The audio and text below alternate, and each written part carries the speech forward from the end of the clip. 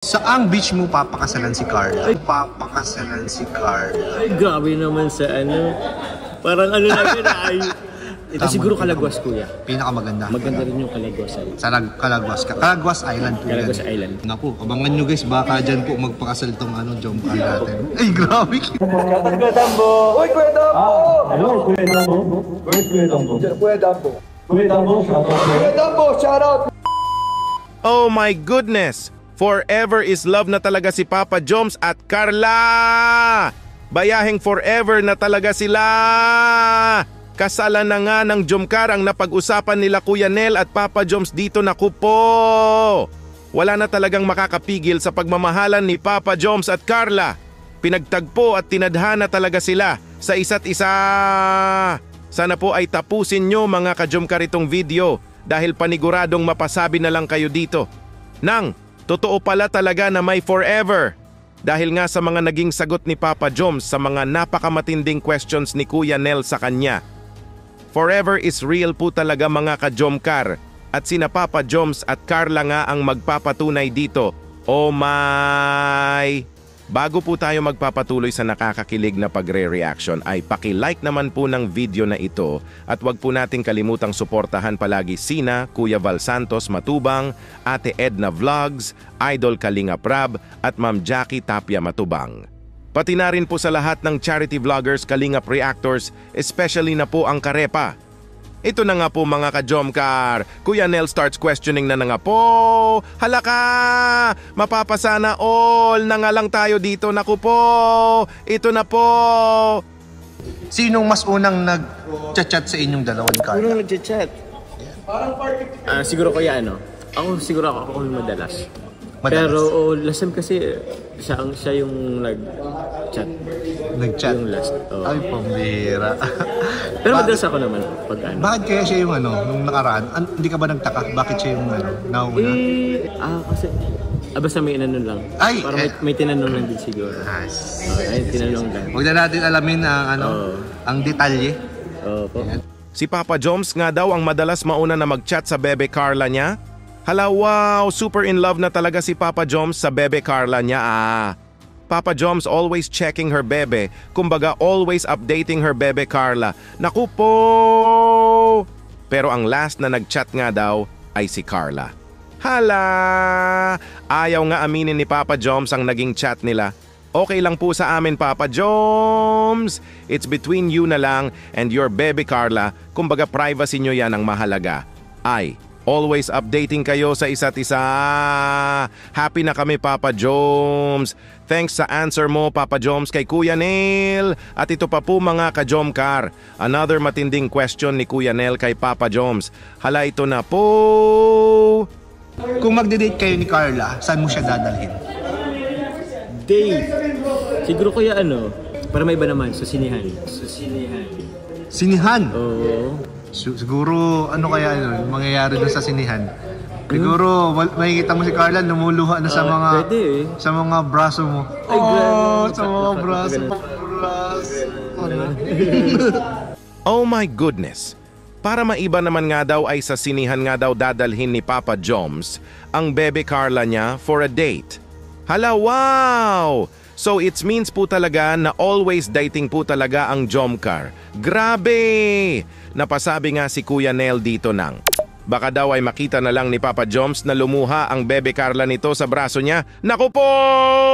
Paniguradong pag nangyari yan, Kuya Nel, ay lahat ng tao sa sinihan ay magsigawan sa di maipaliwanag na kilig. Hala ka oh maay! At ito pa po mga Jomcar, next question ni Kuya Nel ay sinagot na naman nga ni Papa Joms. Ito na po! Ano bro ang favorite part mo sa face ni Carla? Face lang kuya, face part. Oh, face. Face lang. Sa face? Siguro kuya yung mata. Mata? Bakit mata? Kasi ano na siya nakadirekta na siyang tingin sa akin.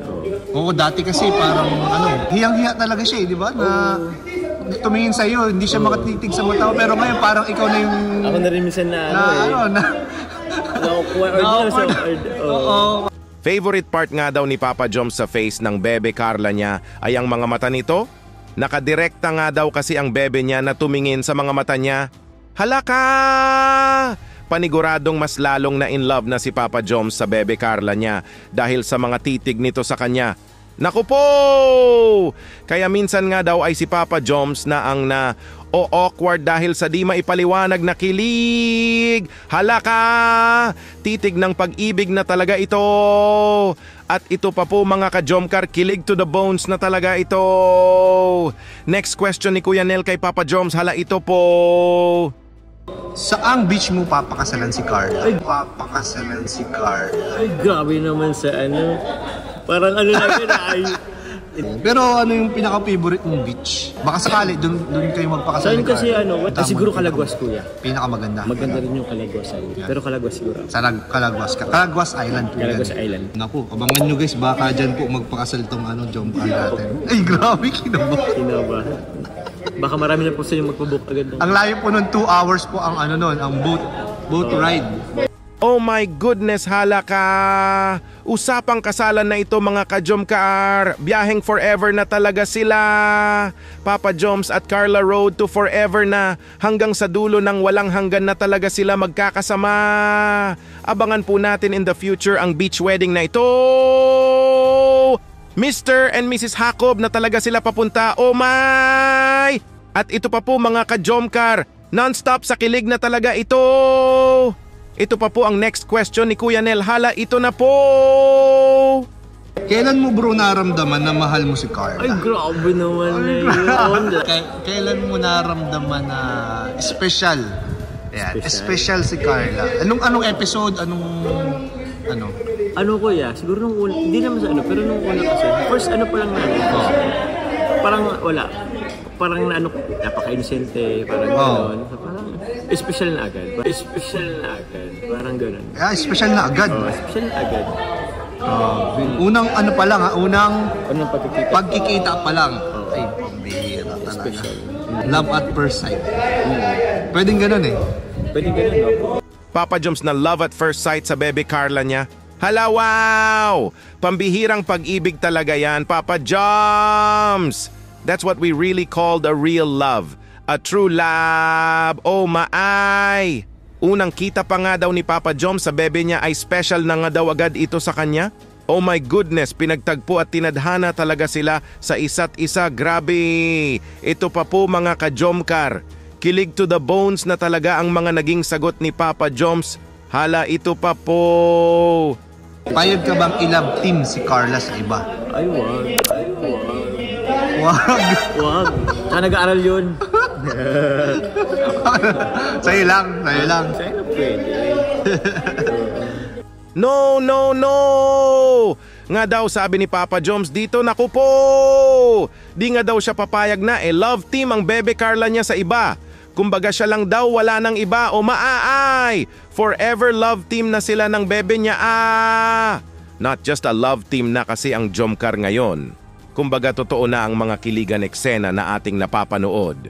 Di ba nga inamin ni Papa Joms kanina na love at first sight siya sa bebe Carla niya. At habang buhay na niya itong mahal, kumbaga walang kupas ang pagtingin ni Papa Joms sa bebe Carla niya. At ito pa po mga ka-Jomcar. Last question po ni Kuya Nel kay Papa Joms. Hala, panoorin niyo po ito. Paano ba magalit si Carla? Paano magalit? Ewan ko, minsan hindi nagre-reply. Hindi nagre-reply? Ay, nako. Ay, Parang ipaparamdam sa'yo na galit. Ay, Mararamdaman mo na lang. Pag halimbawa magkasama kami, hindi ka niyan Ay, hindi ka papansin. Hindi ka Parang papansin.